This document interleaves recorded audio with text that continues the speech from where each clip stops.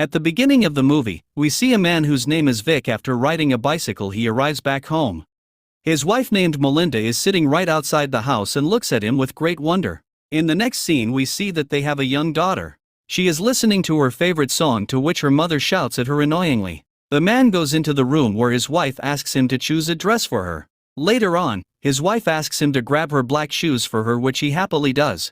So basically this man obeys whatever his wife orders. They go to a party where his wife and himself talk to their friends and drink some beer. Melinda sees her old friend Joe and starts to engage with him, which was being watched by her husband Vic. It does not take too long for Melinda to take his friend into a private space and start to kiss him. Vic knows what is going on. Even though they catch each other's eyes, it does not stop Melinda from enjoying her fantasies. When this was not enough, Melinda starts to dance on top of a piano to grab everyone's attention. Right after, she starts to play the piano and makes everyone happy. Regardless of her bizarre acts, Vic smiles at her as if nothing has happened. Later that night, Joe talks to Vic and thanks him for letting him see his wife Melinda. Vic tells him to recall a man called Martin McRae who recently got missing. Vic suggests to him that he is the one who made him disappear.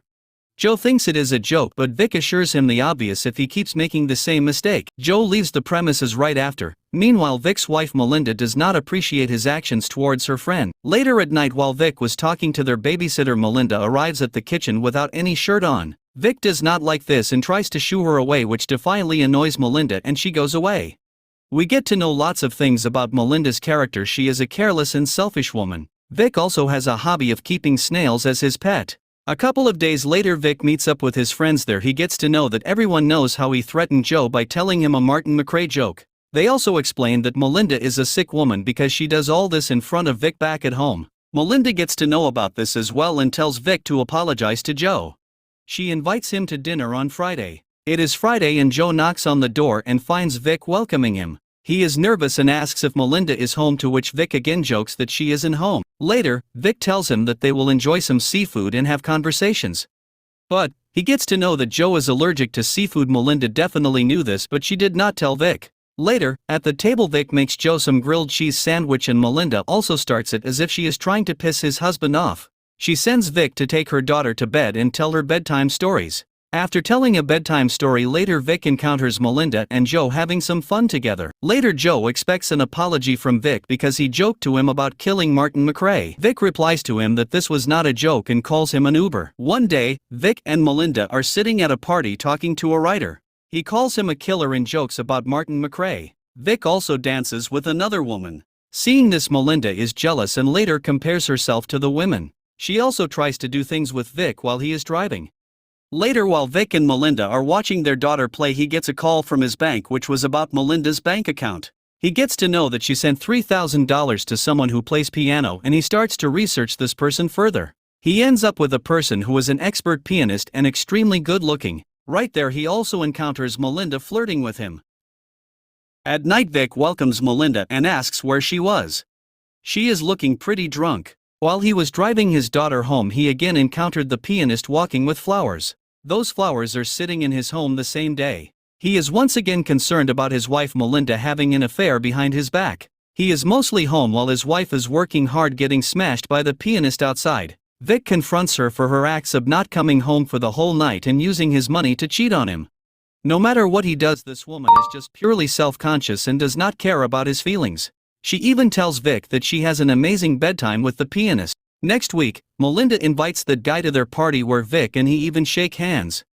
He once again finds his wife going intimate with another man. Melinda is so careless that she would do intimate things in front of his husband too. It starts to rain and everyone goes inside. They start to enjoy the party once again. The pianist is nowhere to be seen, so Melinda tries to check on him. She sees him dead inside the pool and starts to scream. Seeing this, everyone runs outside and tries to rescue him from the pool and try to revive him, but unfortunately nothing works out. When the police start to investigate, Melinda starts to accuse his husband Vic of the murder. Cops start to question Vic for the obvious, but they did not find anything odd while they talked. He later asks Melinda if she is scared of him. She says she is not afraid because he took their life because of her. Later on, when Vic is riding his bicycle, he imagines Melinda and another guy together and also sees the flashes and him taking his life. Later, they invite their friends to dinner. He tells his friend to stop telling people that he is a killer. He is very suspicious and from time to time he would have meetings with his wife Melinda about this subject.